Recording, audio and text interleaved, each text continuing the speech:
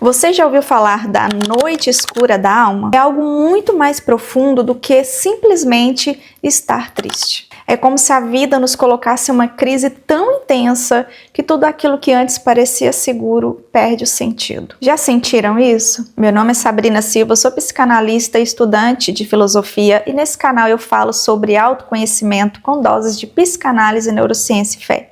Se você gosta desse tipo de conteúdo, já se inscreve aí no canal para que a gente continue se vendo por aqui. É aquele momento que olhamos para dentro de nós e pensamos, nada faz sentido, o que está acontecendo comigo? Um vazio, uma confusão interna, uma sensação de desorientação.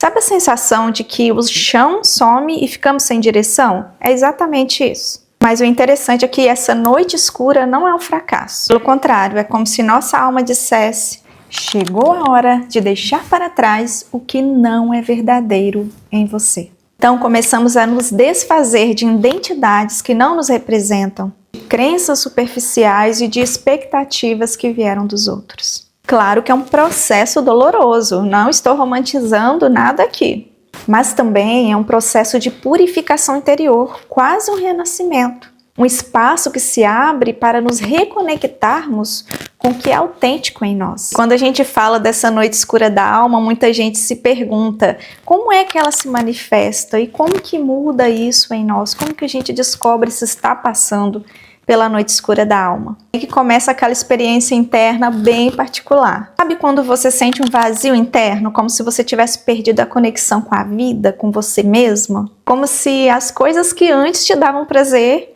passam a ficar sem sentido, não fazem mais sentido. E também aquela crise de identidade que chega sem pedir licença. As certezas, os papéis, as máscaras, tudo começa a ruir. A pergunta aparece quase sozinha: quem sou eu de verdade? Há momentos de angústia, de medo, de confusão. Isso é algo muito íntimo e particular. Cada um passa pelas suas experiências individuais. Mas não é nada leve, é algo muito difícil de passar. Muita gente, inclusive, confunde essas emoções com outras emoções. Outra coisa muito comum é o sentimento emocional que parece que não tem sentido, não tem porquê a pessoa está sentindo aquilo. Parece não ter um motivo específico. É uma dor existencial, um vazio que pesa, como se fosse uma desconexão espiritual. E a pessoa começa a pensar assim: parece até que a minha fé se apagou, parece que a minha fé já não é mais a mesma, o que está acontecendo comigo, o sentido das coisas parece que se perderam. E tem o que eu chamo de desmontagem interna. Sabe o ego, com todas as suas tentativas de controle, simplesmente falha? É como se tudo dentro de nós estivesse se desfazendo para se reconstruir novamente. Assusta, é claro, mas ao mesmo tempo dá espaço para algo novo emergir. Aquela sensação estranha de que nada é certo, nada é estável. Mas talvez haja algo importante tentando nascer ali. Agora, por mais intenso que esse processo seja, ele está querendo dizer alguma coisa. Praticamente nos obriga a abandonar tudo aquilo que é superficial, condicionado, mecânico. Tudo aquilo que construímos por medo, por convenção ou por acomodação. No meio desse caos, surge a oportunidade de nós encontrarmos o nosso eu verdadeiro. Aquele que não depende de máscaras, de expectativas dos outros, ou de impulsos compulsivos. Já pensaram nisso, que às vezes a crise é justamente o caminho para o mais autêntico? Lá no fundo daquela escuridão interna pode surgir uma clareza, uma forma diferente de sentir paz, propósito, alegria. É como se tudo que fosse falso começa a cair e apenas o que é essencial permanece. Claro, sair disso não é simples, não existe uma fórmula mágica. Essa travessia exige paciência, exige aceitação do sofrimento também como parte do processo. Ela vai exigir de você essa abertura para você se transformar e também uma escuta interior.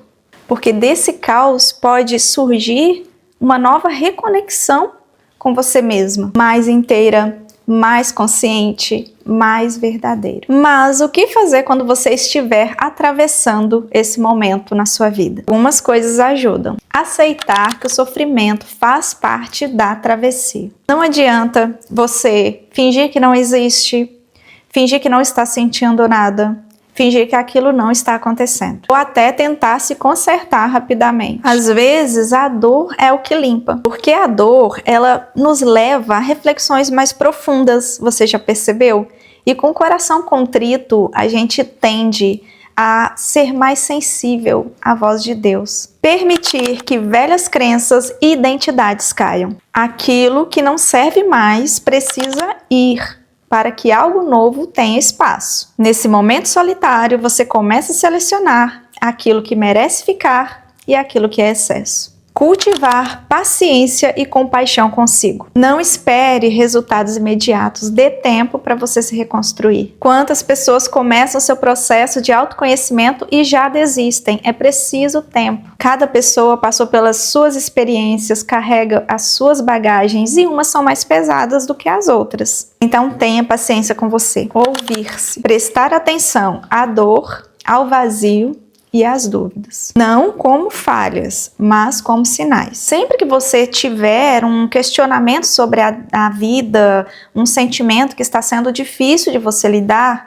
escreve sobre, você vai ver que vai te ajudar muito. E à medida que você for encontrando as respostas, volte lá e escreva novamente. Eu faço isso e é incrível como que isso traz uma clareza mental. Somente pelo fato de você escrever, muitos pensamentos eles deixam de ser tão perturbadores e as dores começam a se tornar menores, porque você começa a ver essa situação pelo lado de fora. Você tem o hábito de escrever? Conta aí pra mim nos comentários. Eu não sei se na sua adolescência você teve um diário, mas o diário de muitos adolescentes, muitos jovens adolescentes, é como se fosse o seu melhor amigo. Então lá ele coloca suas dores, os seus dilemas, e aí depois de algum tempo a gente vai lá e volta a ler tudo aquilo que estava escrito, né? Eu já tive um diário.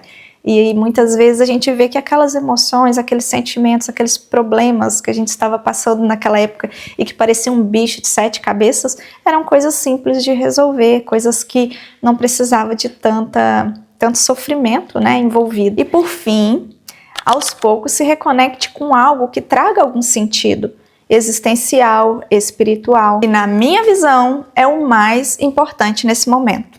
Descobrir o que é primordial quando tudo desmorona. No fundo, essa travessia ela é um convite, ela é um chamado para você voltar para aquilo que é primordial. Você já tinha pensado nisso? Quando eu olho para essa ideia da noite escura da alma, a partir do que eu vivo nos atendimentos, com mulheres que carregam sensação de inadequação, baixa autoestima, medos silenciosos, procrastinação, tudo isso ganha ainda mais sentido. Muitas vezes, aquilo que você chama de vazio interior é apenas uma transição interna, uma passagem necessária entre quem você foi obrigada a ser a quem você está prestes a se tornar. Sabe quando a pessoa diz, eu me sinto sem energia, sem identidade, eu me sinto perdida? Então, isso pode ser justamente o marco de que algo dentro dela está pedindo espaço para nascer. O que essa noite escura está querendo te dizer? Você já parou para pensar sobre isso? Se você ainda não fez, eu recomendo que você faça. Tenho certeza que existe um novo eu querendo surgir aí.